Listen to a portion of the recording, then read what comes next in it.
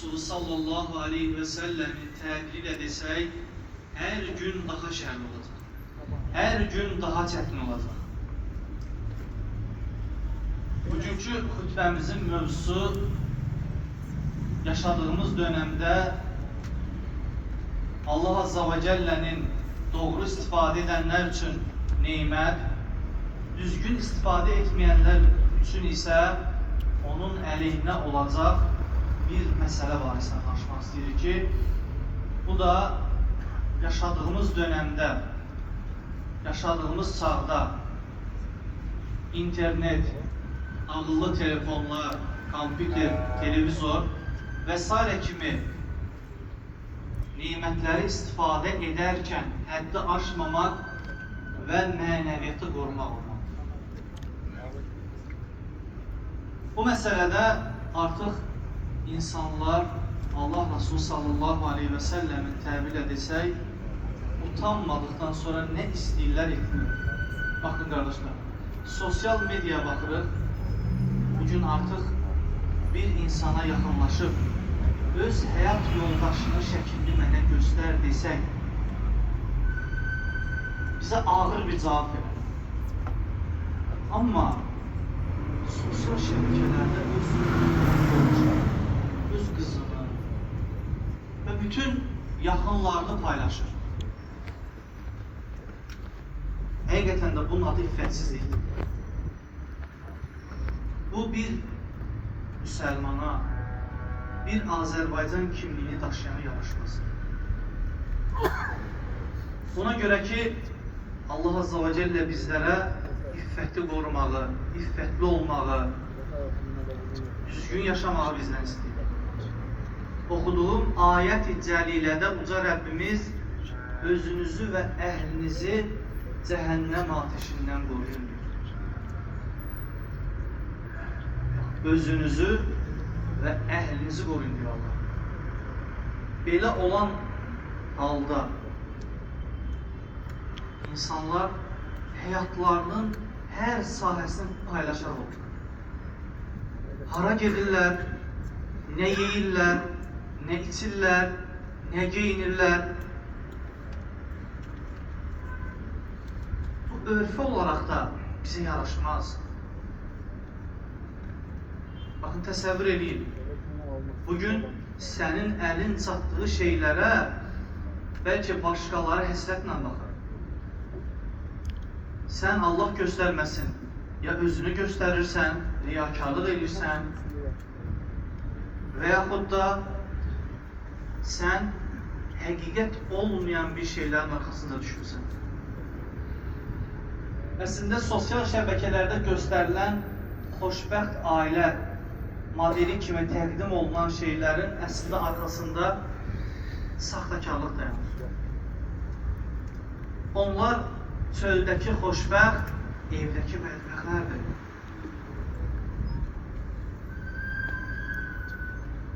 Bugün daha vacib bir məsələ, övladlarımızı internet, sosial şəbəkələrə qarşı göstərəcəyi sərhədləri müəyyən etməkdir. Baxın, valideynlər telefonu, planşeti, kompüteri və digər internetə daxil olacaq vasitələri övladlarına verir. Bir atanın təkcə vəzifəsi övladını geyindirmək, yedirtmək, içirtmək.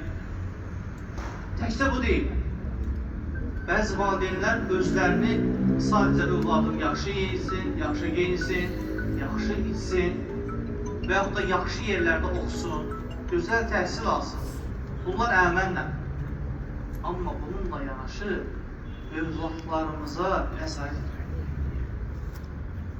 Bir müddətdən sonra övladlarımız artıq bizim nəzarətimizdən çıxıb təqib etdiyi insanların kölələrinə çevirir. Övladlarımıza baxaq, qardaşlar. Övladlarımız soruşsaq burada %1000-də 1 qardaşın övladı aşırı mübəşşirədən 10 sahabənin adını çəkir. Amma sən ondan bir xarici futbol komandasının bütün üzvlərini bilir. Hətta ehtiyatda olan oyuncuları da bilir. Övladlarımıza verəcəyimiz dərs bundan ibarət deyil. Övladlarımıza düzgün, doğru tərbiyə verməliyik.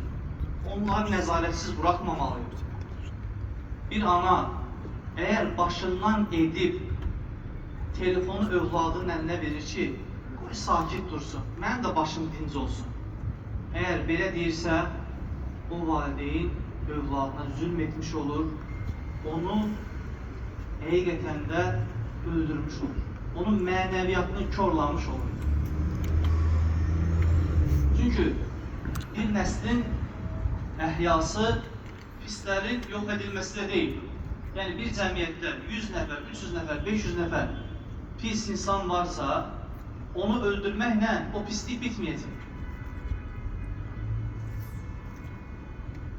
Bəs necə mübarizə aparmalıyıq? Yeni nəslin təlim tərbiyəsi ilə mümkündür. Yeni nəslə biz doğru düzgün, o fidanlara doğru düzgün təlim tərbiyə etsək, onları nəzarətsiz buraxmasaq, onları düzgün şəkildə Allahın rızasına uyğun olaraq elə bir vəziyyətdə onları böyütsək, Allahın izni ilə ondan müvəffəq olacaqlar. Qardaşlarım, mən Allaha təvəkkül etdim, övladımı bu şəkildə buraxıram demək yanlışdır. Biz əsr-i saadətdə yaşamırıq. Biz Allah Resulü sallallahu aleyhi və səlləm və onun yanında olmuş, onun dizinin dibində böyümüş sahabələrin zamanda yaşamırıq. Yəni, övladları çıxarkən bilir ki, həmin dönəmdə kim var idi? Həzrət Həsən vardı, Həzrət Hüseyin vardı, Abdullah ibn Ömər vardı, Abdullah bin Məsud vardı, Ənəs bin Malik vardı. Bunlar çıxanda bilir ki, övladları kimlərlə oynayacaq. Amma biz övladlarımızın kimlərlə oynayacağını belə bilmirik. Övladlarımızı nəzarətsiz qoysaq, başqalarının kölələrinə çevirir, Allah göstərməsin. Və üçüncü bir məsələ, sosial mediada təqvalı olmaq. İşin ən çətin və ən zor olan hissəsi buradır. Biz bəzən əlimizlə çeviririk, başaçıq birini görürük və yaxud da xoşa gəlməyəcək bir şeylər, müstəhcən bir şeylərlə rastlaşırıq. Artıq bir şey adiləşdi mi, göz onu davamlı gördüyü zaman artıq ona qarşı göstərəcəyi bir tavır yoxdur. Yəni artıq günah sənin üçün adiləşir. Necə ki, İmam Şafii rahmanullah buyurur ki, günahın ən çətin olanı baş hissəsidir. O ki, qapını açdısa, onun arxası gələcək. Paylaşarkən və yaxud da şərh yazarkən çox diqqətli olmalıyıq. Qeybət, orada da qeybət. İftira, orada da iftiradır. Necə ki, Allah Resulü sallallahu aleyhi və səlləm müsəlmanlığı necə tərif edir? Əl-muslimu mən səlliməl-muslimunə min lisanihi və yedihi. Müsəlman o kimsədir ki, əlindən və dilindən insanların əmin olduğu kimsədir. Əgər bir müsəlman din qardaşına qarşı xoşa gəlməz ifadələr işlədirsə, bu Allah göstərməsin, qul haqqına girmək olur. Təqvalı olmaq dedim.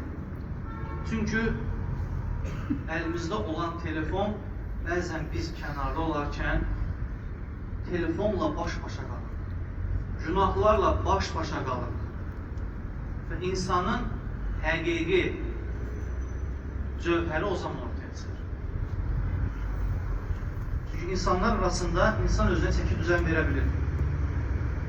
Azacıq, biraz həyası olsa, ki, insanlar məni görür. Bunu burada eləməyəm. Ən azından belə bir təfəkkürü var. Amma telefonla baş-başa qaldığın zaman, o klavya ilə baş-başa qaldığın zaman